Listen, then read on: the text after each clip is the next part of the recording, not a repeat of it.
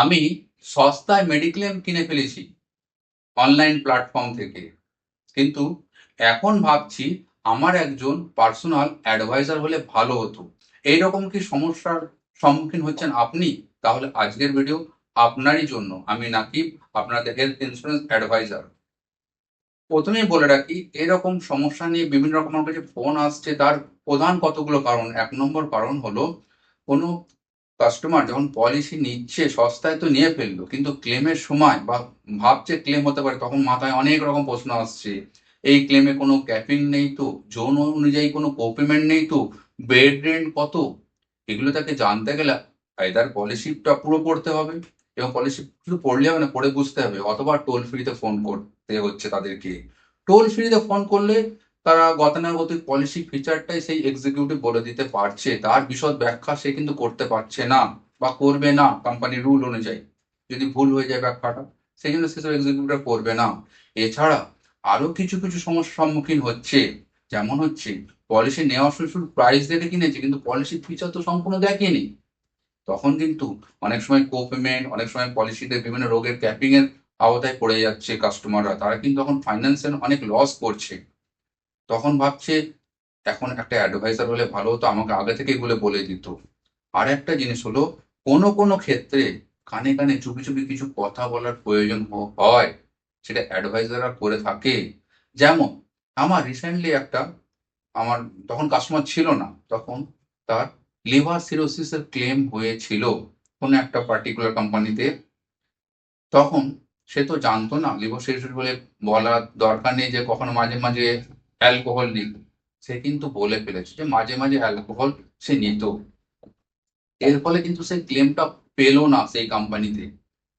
তারপর সে ফিল করলো আমার একজন অ্যাডভাইজার থাকলে এটা কানে কানে বলে দিতে পারতো যে আমার লিভার সিরোসিস হয়েছে, বাট এই কথাটা যেন কোনোভাবে বাইরে না আসে, তাহলে কিন্তু ক্লেমটা পাওয়া সম্ভব হতো। শুধু এটা একটা এক্সাম্পল দিলাম, এরকম অজস্র প্রবলেম আছে যেগুলোতে কিছু রাগ ঢাকের চেষ্টা করতে হয়, সেগুলো কিন্তু আপনার অ্যাডভাইসাররা সহজে বলে দিতে পারে। তাহলে আসুন, এই ধরনের প্রবলেম যারা ফেস করছি, তারা কিভাবে একজন এজেন্ট রিক্রুট করতে পারি অনলাইন পলিসি কেনার পরে। First of first of all বলে রাখি, অনলাইন পলিসি কেনার ক্ষেত্রে দুটো ভাগে ভাগ করছি। একটা হচ্ছে প্রাইভেট অর্গানাইজেশন থেকে পলিসি কেনা, আর একটা হলো গভর্নমেন্ট অর্গানাইজেশন থেকে পলিসি কেনা। প্রথমে বলি, গভর্নমেন্ট অর্গানাইজেশন যারা পলিসি কিনেছি, তারা কিন্তু চাইলে সহজে লোকালি কোনো ব্রাঞ্চে এজেন্ট রিক্রুট করতে পারি। Government national, United India, new India, oriental, local ব্রাঞ্চে আপনি এজেন্ট রিক্রুট করে সেখানে কিন্তু সহজে পলিসিটা ট্রান্সফার করে নিতে পারে। এক্ষেত্রে খুব বেশি বাধার সম্মুখীন হবেন না।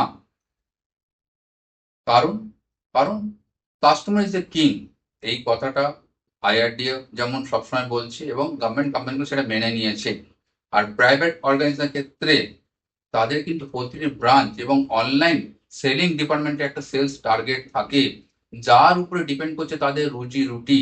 নট অনলি ফ্রেশ সেল, রিনুয়ালের উপরেও তাদের টার্গেট থাকে। এর ফলে কি হবে, সেই ডিপার্টমেন্ট এবং সেই ব্রাঞ্চ যেখান থেকে আপনার পলিসিটা ইস্যু হয়েছে, তারা কিন্তু সহজে আপনাকে ছাড়তে চাইবে না। সেই কোম্পানিতে অন্য এজেন্টের আন্ডারে অন্য ব্রাঞ্চে কিন্তু কখনোই ট্রান্সফার করতে চাইবে না। এর উপরে কিন্তু তাদের রুজি রুটি ডিপেন্ড করছে। তাহলে কি করবেন? অলমোস্ট ইম্পসিবল সেখানে এজেন্ট রিক্রুট করা। অলমোস্ট এই কথা বলছি, ব্যতিক্রমও আছে। আপনি যদি অনেক এডুকেটেড, অনেক লড়াই করার ক্ষমতা রাখেন, তাহলে কিন্তু এজেন্ট রিক্রুট করতে পারেন সেম কোম্পানিতে রেখে। সেটা আমি ধরছি না, এক্সেপশনাল কেসটা, কিন্তু ন্যাচারালি এটা সম্ভব হচ্ছে না অ্যাট প্রেজেন্ট সিনারিওতে। তখন সহজ সমাধান হলো পোর্ট করে নেওয়া পলিসিটা সিমিলার কোম্পানিতে। প্রথমে পোর্ট করলেন, সাপোজ মনে করুন আপনি এ কোম্পানিতে, প্রাইভেট কোম্পানিতে মেডিক্লেম করেছেন, সেখানে আর এজেন্ট রিক্রুট করতে পারছেন না, সস্তায় পেয়েছেন, করে নিয়েছেন, খুব ভালো করেছেন। কিন্তু এখন যখন এজেন্ট দরকার, তখন আপনাকে বি কোম্পানি দেখতে হবে। সিমিলার আপনি প্রাইভেট নিতে পারেন, গভর্নমেন্ট কোম্পানি নিতে পারেন, সেখানে আপনার লোকালি কোনো এজেন্টের মাধ্যমে পলিসিটা পোর্ট করলেন। আবার যদি আপনি মনে করেন এ কোম্পানিটা আমার আমার বেটার ছিল, আমিও কোম্পানিকে ভালোবাসি বা আমার একটা পছন্দের ব্যাপার আছে, নেক্সট ইয়ারে আবার আপনি সেম কোম্পানিতে চলে যাবেন, অন্য কোনো এজেন্ট বা সিমিলার এজেন্ট যার কাছে আপনি পলিসিটা পোর্ট করেছেন। সিমিলার এজেন্ট কাছে যদি সব কোম্পানি থেকে থাকে, সেই ওই কোম্পানিটা আবার আপনাকে ট্রান্সফার করে দিতে পারে।